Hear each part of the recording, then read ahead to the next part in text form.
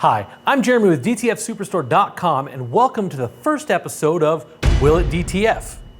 Through these episodes, we're going to find out what exactly we can put DTF transfers on and what adjustments need to be made to make it work. We already have some ideas in mind, but if there's something you've wondered, will it DTF? Put it in the comments below and we'll give it a try, within reason. Now, this is our holiday episode, and we're going to see if we can make an ugly Christmas sweater using DTF. Oh, sweater weather. Sweater weather. Sweater weather. Oh, God, I would. Finally, sweater weather. We'll also have a bonus Will It DTF at the end. This will be more of an exercise in creative use of graphics, since a sweater is a garment, and that's kind of what DTF is known for. First things first, you have to choose the right garment to do this. This won't work well with a really textured sweater. They're too stretchy, and the texture makes it nearly impossible to get an even press on the garment. So we're going to use a smoother textured sweater and make it a little more sweatery with graphics we put on it. So let's jump into the computer and make our graphics. I put a link in the description below where you can download for free this Illustrator file I've created. There are a couple of parts to it. I've made some generic graphics you can use, but the really neat thing I've made is a template where you can create your own sweater style artwork. Here's how to color your stitches. Start by making these squares the colors you want to use.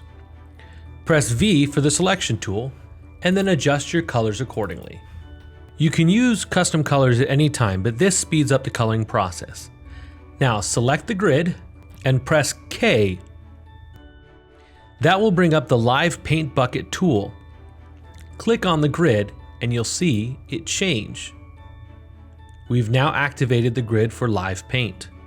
Then you want to press V and click off of the grid. This deselects the grid, though it is still the active live paint shape. This just makes it easier to see what you're working on. Now press K to go back to the live paint tool and you can start coloring the grid.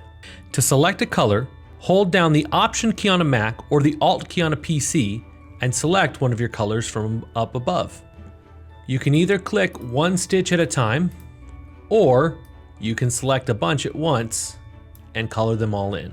For best results, consider each pair of stitches 1 pixel. Now let's create some artwork. The easiest way is to find an 8-bit Christmas image on Google Image Search and use it as a guide. The more basic the image, the better your results will be. Save the image to your desktop so it's easy to find. Then go back to Illustrator and click File and Place.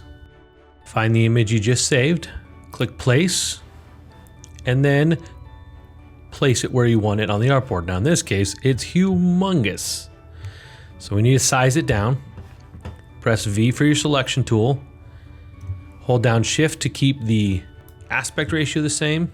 You can either set the image off to the side and just count the pixels, or you can place it behind the grid and size it to fit. Right click, arrange, send to back. Now we can try to line the pixels up with the pixels in our grid. Press K to activate the Live Paint tool again. Hold down Option or Alt to select our color and start to paint. Oops. To erase a stitch, press the slash key to create a no-fill stitch. If you know you're going to be working with a darker sweater garment or using a lot of white stitches like we are here, I suggest adding a darker background so you can see what you're doing better. Press M to create a box to cover the whole artboard. Then we want to make it a gray color, or whatever color your garment is, but a gray is a good default.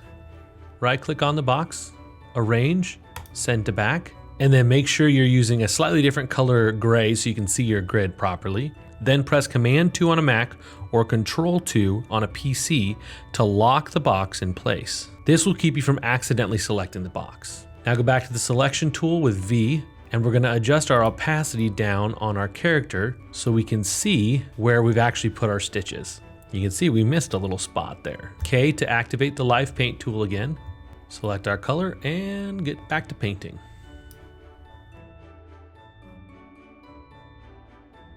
Once you have your image created, you need to separate it from the grid. It's easiest to see what's going on if your Layers panel is open. Go to Windows and Layers. Press V for your selection tool, then select the grid.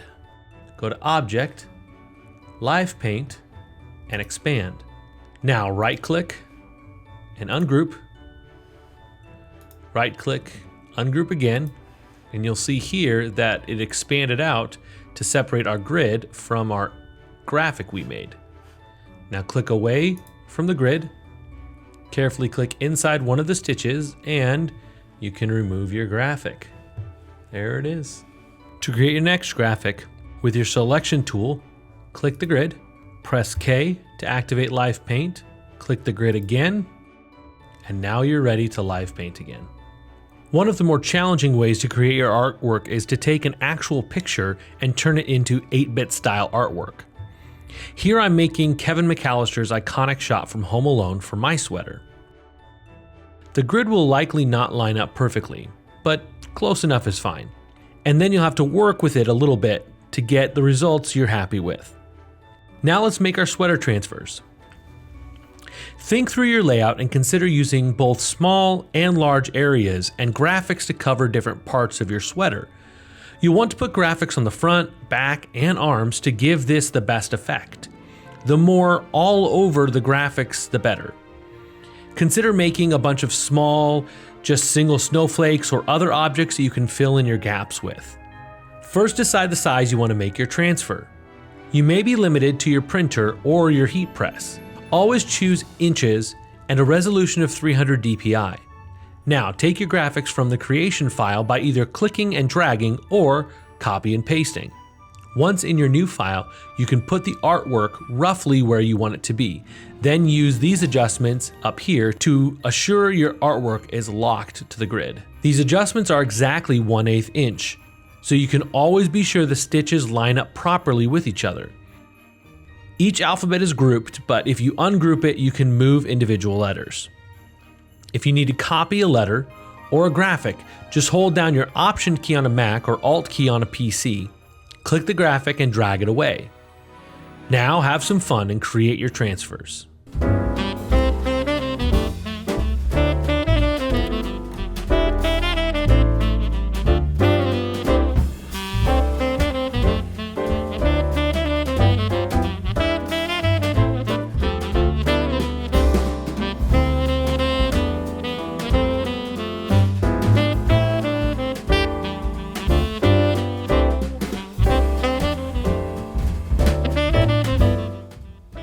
A couple things I learned through this process. I use both cold as well as hot peel films, and the hot peel film worked so much better than the cold peel film. Also, when trying to pull the film off, you can see here that it stuck really bad, and part of that was because the garment had so much stretch and give, it didn't really want to pull away from the film. So I think one of the things that will work better, as opposed to doing single graphics different places, doing more bulk with a bunch of stitches. I also wouldn't do anything that was just a single set of stitches or a single pixel by itself.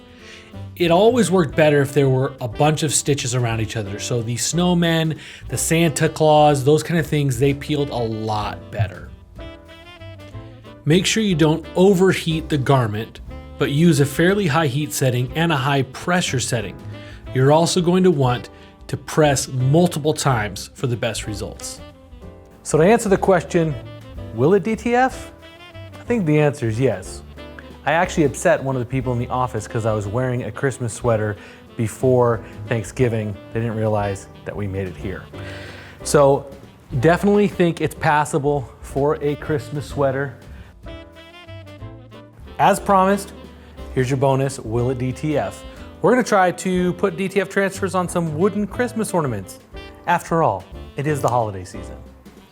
Now I'm using the parchment paper to protect my bottom platen from anything going over the edges. We're just gonna give a couple different options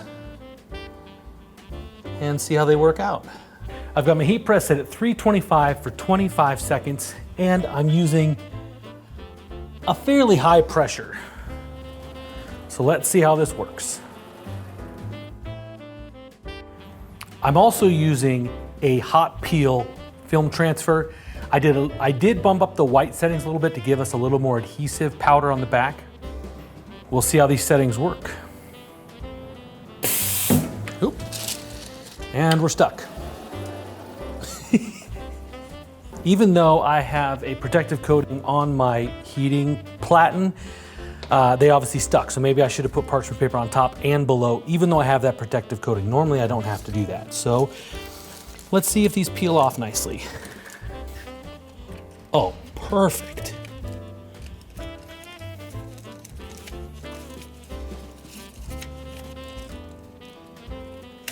Fantastic. See how this one peels with the edges not being... Oh.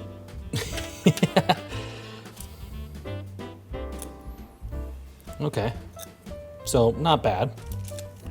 This one should come out just fine. Oh yeah, oh that looks great. Okay, let's peel this one.